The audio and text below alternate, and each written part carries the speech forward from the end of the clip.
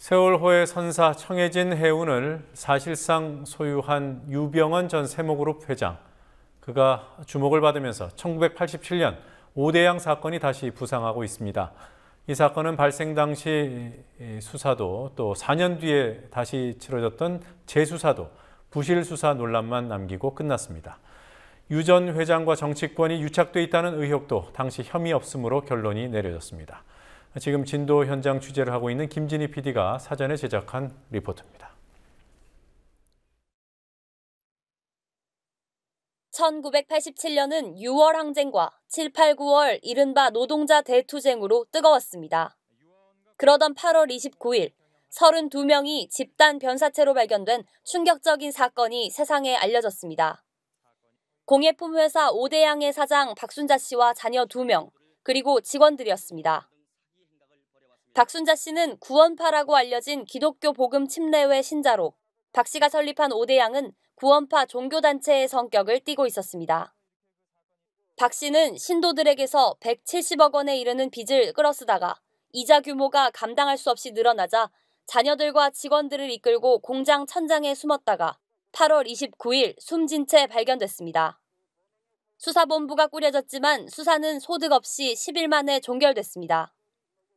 집단 자살이라고 알려졌지만 부검 결과 남성 3명이 나머지 사람들을 살해한 뒤 자살한 것으로 추정됐습니다. 숨진 박 씨의 170억 빚 일부가 주식회사 세모로 입금된 정황이 포착됐지만 경찰은 납품 대금으로 결론 내리고 세모와 박 씨의 연관성을 더 수사하지 않은 채 수사를 종결시켰습니다. 경찰이 자살의 원인도 사체의 행방도 알아내지 못한 10일 동안 언론은 매일 오대양 관련 보도를 쏟아냈습니다.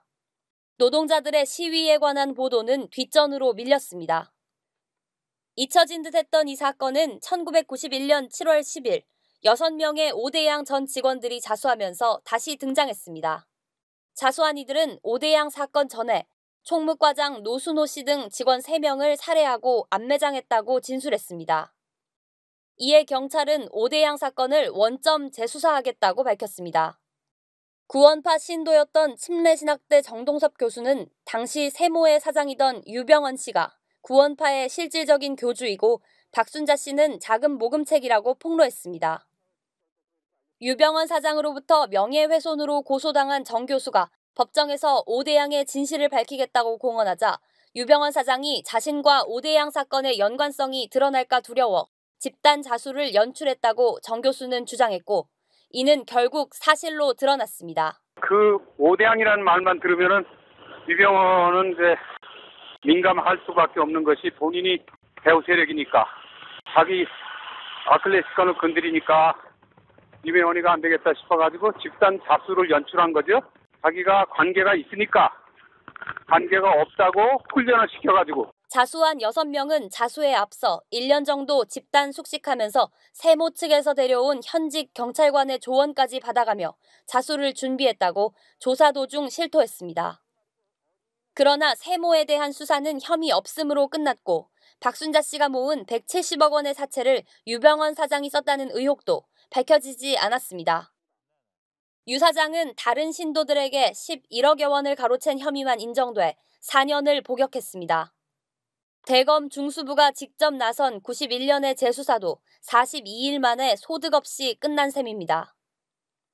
당시 민주당 김현 의원은 집단 자살 사건 직전까지 오대양의 사채 거래 내역을 입력해놓은 전산 자료 등 주요 증거들이 사라졌다고 주장했습니다. 검찰은 주요 관련자들이 모두 잠적해 사채 행방을 찾을 수 없다며 진실 규명을 사실상 포기했습니다. 유병언 사장은 1986년에도 경찰의 내사를 받았지만 청와대 비서실이 뚜렷한 이유 없이 내사를 중단하도록 지시했다는 사실도 91년 당시 드러났습니다. 유 사장은 전두환 전 대통령의 동생 경환 씨와 측근이라는 설이 있었고 91년 당시 여당이던 민자당으로부터 모범 당원 표창을 받는 등 정치권과 밀접한 관계를 맺어왔습니다. 하지만 91년 검찰은 전두환 노태우 정권과 유병언 씨의 유착에 대해서도 혐의 없음으로 결론 내렸습니다. 오대양 사건을 다시 부상시킨 6명의 자수는 전국이 혼란한 때에 갑자기 이뤄졌습니다. 1991년 4월 강경대 사건을 계기로 이른바 분신정국이 조성됐습니다.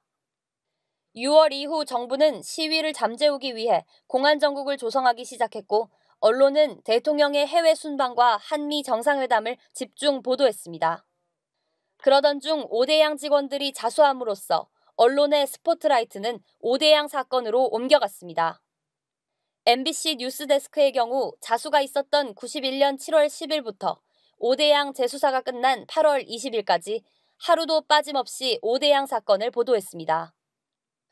두 차례의 수사 모두 부실하게 끝난 오대양 사건이 세월호 참사를 계기로 13년 만에 다시 뉴스와 신문 지면을 채우고 있습니다. 국민TV 뉴스 김진입니다.